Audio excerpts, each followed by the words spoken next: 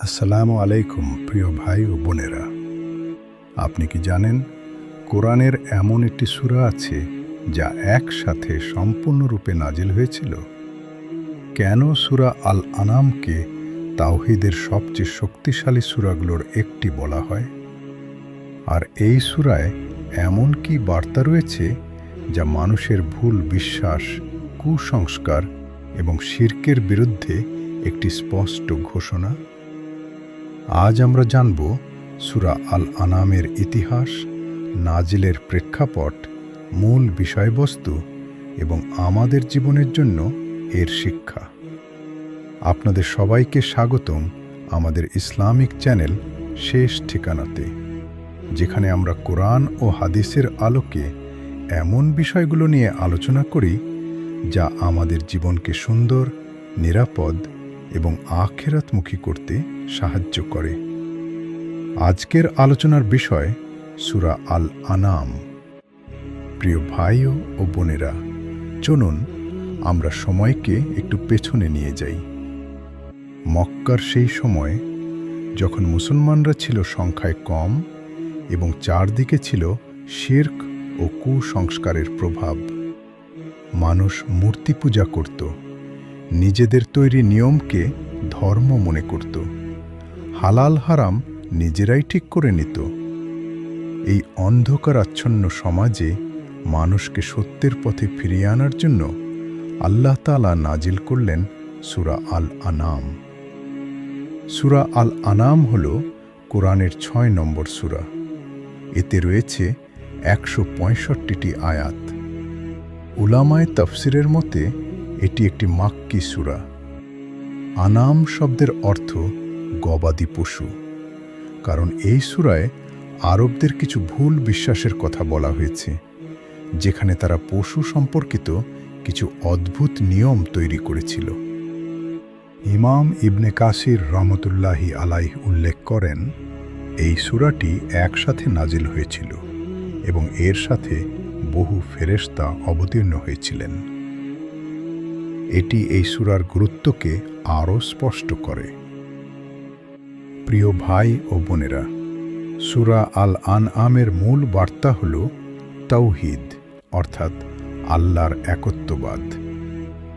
এই সূরায় বারবার মানুষকে প্রশ্ন করা হয়েছে, কে তোমাদের সৃষ্টি করেছে?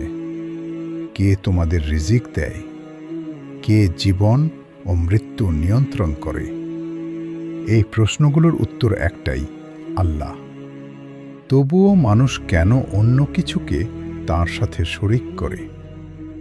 ইমাম তাবারী রহমতুল্লাহি আলাই বলেন, এই সূরায় আল্লাহ মানুষের সামনে যুক্তি ও প্রমাণ উপস্থাপন করেছেন, যাতে তারা নিজেরাই সত্য উপলব্ধি করতে পারে।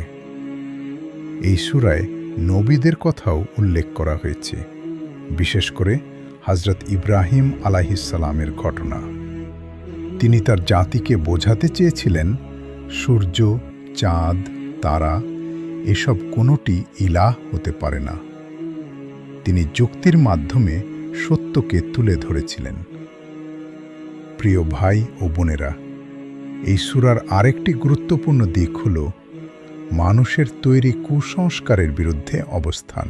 আরবরা নিজেদের মতো করে কিছু পশুকে পবিত্র ঘোষণা করত, কিছু খাবার হারাম করত, কিছু নিয়ম তৈরি করত যার কোনো ভিত্তি ছিল না। আল্লাহ এই সূরায় স্পষ্ট করে দেন, হালাল হারাম নির্ধারণ করার অধিকার শুধু আল্লাহর। ইমাম কুরতুবী রাহমাতুল্লাহি আলাইহ বলেন, মানুষ যখন নিজের ইচ্ছা মতো ধর্ম বানায়, তখন সে সত্য থেকে দূরে সরে যায়। প্রিয় ভাই ও বোনেরা, আজকের যুগেও কি আমরা একই ভুল করছি না? কেউ ধর্মকে নিজের মতো ব্যাখ্যা করছে, কেউ নিজের সুবিধা মতো হালাল হারাম ঠিক করছে, কেউ আবার কুসংস্কারে বিশ্বাস করছে। ঠিক এই জায়গাতেই সূরা আল আনাম আমাদের সতর্ক করে। এই সূরার একটি শক্তিশালী বার্তা হল আল্লাহর উপর পূর্ণ নির্ভরতা।